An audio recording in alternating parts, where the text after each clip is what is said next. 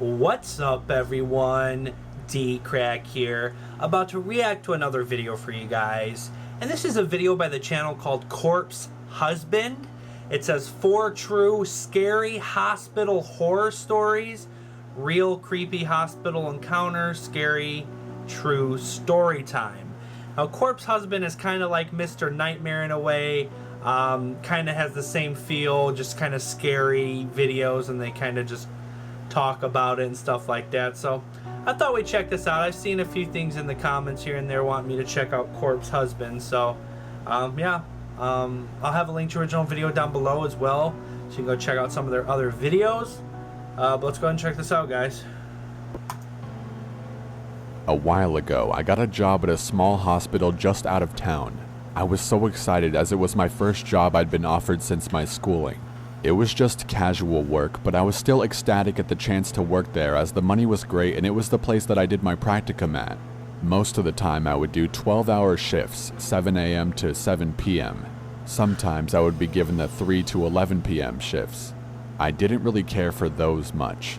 I was used to working late for my previous job, but I had to drive a lot further to get home and the late shifts are usually pretty slow. Another reason I didn't like them was because there was not very many people on staff and I would get lonely. Usually 4 nurses, 1 admin, me, and the emergency doctor, and that's it. Now, being in a small hospital like this one, you see some pretty strange things come in. Some people can't make it into the city, and so we've had the emergency STARS helicopter have to drop in every now and then. I've seen terrible things like whole families die from accidents on the curved country roads. I've even had people bring in animals in desperation as there was no vet nearby that was open. This one particular night, around 10 p.m., I was sitting talking with one of the RNs about a patient's chart, but mostly just wasting time until I could go home at 11 p.m. The hospital was quiet and I'd only checked around 6 people into emergency at this point. I remember I was eating my yogurt and I heard a strange noise coming from the main doors. I saw a man walking towards us. He looked mostly normal, but he had a long coat on, which was strange as it's the middle of summer and even though it's dark out, it's still relatively warm. The RN next to me sighed and got up to go to the bathroom, leaving me to tend to our new arrival. As he drew closer, the strange sound got louder and something caught the light. He was dragging something behind him that I couldn't quite make out, but I assumed it was metal by the noise it was making.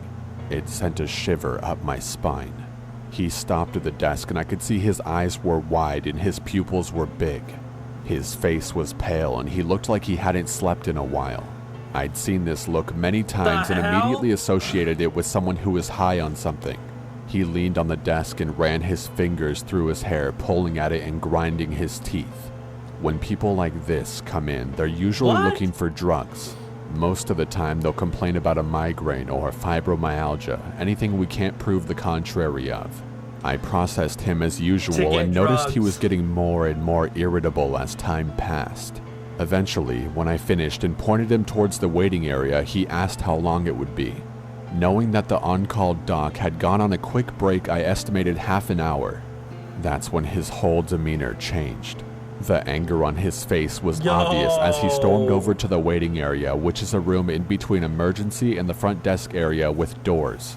As he walked away, I got a glance of what he was dragging and I came to the quick realization that it was an axe. I panicked and almost called the code over the paging system, but I didn't want him to realize.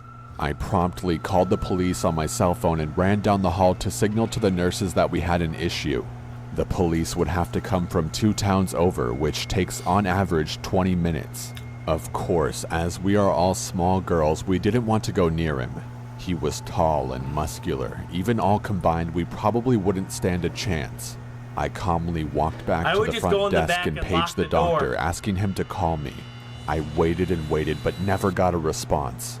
I watched the man getting more and more agitated, and soon he started yelling and asking for help. I hid from him, not wanting him to come back to me, and we devised a plan to lock him into the waiting area. The glass is reinforced and the doors are heavy, so it should hold him in there until the police arrived. The plan went down without a hitch until the man realized what we'd done. He started screaming and throwing chairs around the room. He was alone, so we didn't have to worry about him hurting anyone. Then he started using his axe on the door Yeah. and glass to the front desk area where we shit. were all standing and watching. I've never been so terrified in my life, and what made it even worse was the fact that he was making some headway on the door. It was at this time that the emergency doctor walks in the front door of the hospital sipping on a drink from the Max over the road. He saw us all huddled behind the desk and quickly took charge of the situation. After getting all the necessary information, he disappeared towards the back entrance of emergency, the way that ambulances bring the Got the patients guys in. He drugged. then unlocked the door of the waiting room and tackled the man to the floor when he wasn't looking. He then proceeded to tie him up with cable ties. He sat on his back until the cops arrived. Go doctor. He's I a was freaking so boss. thankful for having the young, physically fit doctor with us on He's that a brave night. doctor. I bought Fuck, him I wouldn't do coffee that. every time our schedules crossed as a thank you, but I don't think it would ever be enough. Since this was the second incident that went down for me as I worked a late shift, I decided to never work late shifts again. I'm now a Monday through Friday 9 to 5 worker. Much safer that way. During the day. Number 2. I worked at a hospital doing transport for a couple of years. The transport home base was in the basement of the hospital where all the supplies are sorted and where all the laundry is done. I hated working late nights after this incident. On this particular night, I was the only one in the basement when I heard whistling at the end of the hallway by the elevator. I poked my head around the corner, expecting to see only my coworker on duty that night. But there was absolutely no one there. I just shrugged it off as I'm not easily scared. Nights are generally slow, so I ate some snacks and hung out in the break room for a bit. Next thing I know, I hear a loud bang. I walked into the hallway and a bed is rolling down the hall, bumping into the sides. At this point, I think that my coworker is bullshitting me. I radio him and he says he's upstairs in the cafeteria. It's a fucking ghost or Well, something I still don't paranormal. believe him and think I'll catch him in the act. I walk past the laundry room and the machines start. I pop my Empty. head in there expecting to find him, but it's completely empty. Okay, starting to get a little nervous. Hell no. I walk into the laundry room and the machines completely stop. I freeze, and then I run out and head towards the elevator, and that's when I hear the whistling again. At this point, I know I'm the only worker in the basement. As I'm standing there waiting for the elevator, things start falling off of the shelves down the hall. Boxes of gloves, tissues, packages of tubes. I'm literally standing there watching them fall off one by one at This the is a opposite end straight-up of the spirit or hallway. ghost. I shit you not, my Same entire thing, body but- broke out into goosebumps. My hair stood on end and I had this strong gut feeling I was being watched. I was not alone. As I'm getting into the elevator, I feel what feels like someone brushing my arm. Hospital. I went upstairs and found my coworker in the cafeteria and was freaking out to him. I got the fuck out of there and transferred soon after that.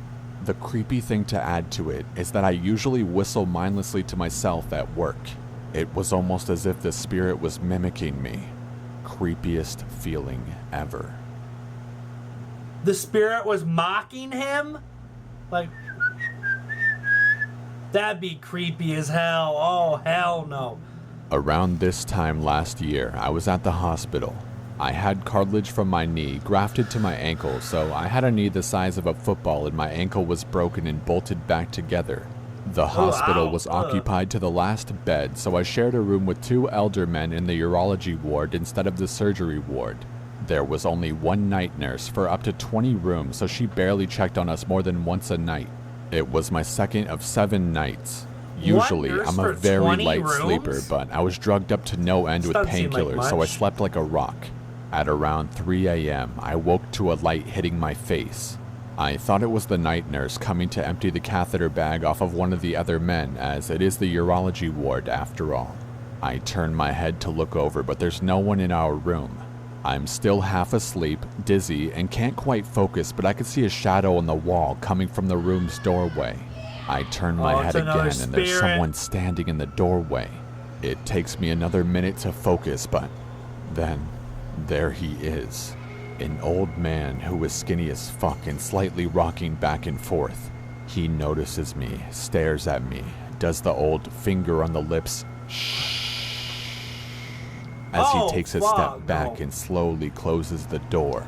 Part of me thought my mind was playing tricks on me. and thanks to the medication, I was soon back to sleep. Fast forward to the next morning. The nurse comes in and I ask her if there was someone lost last night.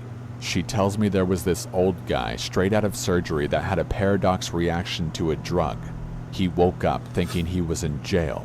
He walked across the entire hospital with a bleeding wound from his kidney surgery trying to escape prison. I'm a huge guy and I don't get scared easily, but I was so vulnerable and helpless at the time that this one really got to me. Yo! The guy thought he was in prison? He must have been a little loopy. I was pulling a guard shift in the CHS on FOB Spiker on night in Iraq.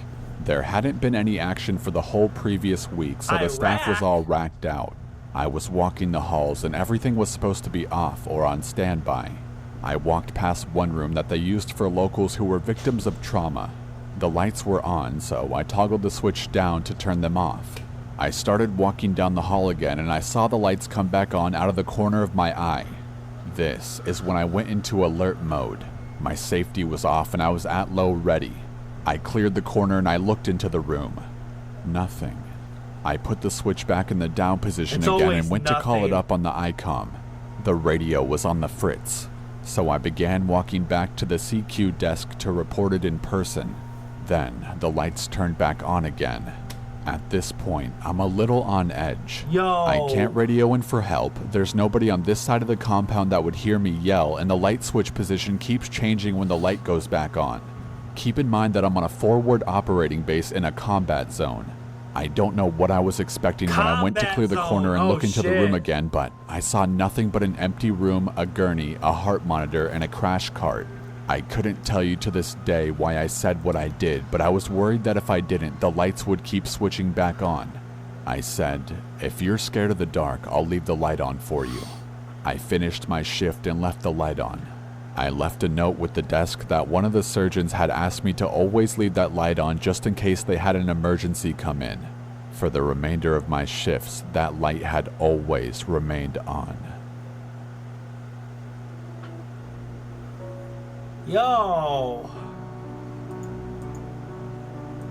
Well, alright guys, that was 4 true scary hospital horror stories by the corpse husband, and those were creepy as hell. I don't know, guys. I don't know if it's just me, but let me know what you think in the comments. I feel like there's just like, there's a certain eeriness, like a certain scary vibe that comes from hospitals, especially these people working the night shift at the hospital. It's like, I know it's just a place where people are taken care of, or if they're sick or hurt, but it's like there's just an eerie feeling.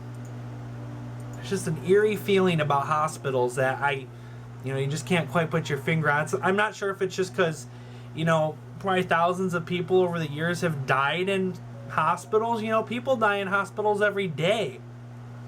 Like, you think their spirits or something would somehow have to be attached to these places, and I don't know, it's just creepy. Alright guys, if you enjoyed this video, make sure and smack the like button and subscribe if you're new. If you have a video you want me to react to, comment down below, maybe I'll check it out. Also, if you want to, go ahead and follow me on Twitter. I'll have a link in the description down below as well. Just try to keep you guys updated on Twitter and stuff. I'll eventually try to do a Q&A. I know you guys have been wanting me to do that once I, get enough subscribers and stuff and feel like I have enough questions. But alright guys, until next time, peace.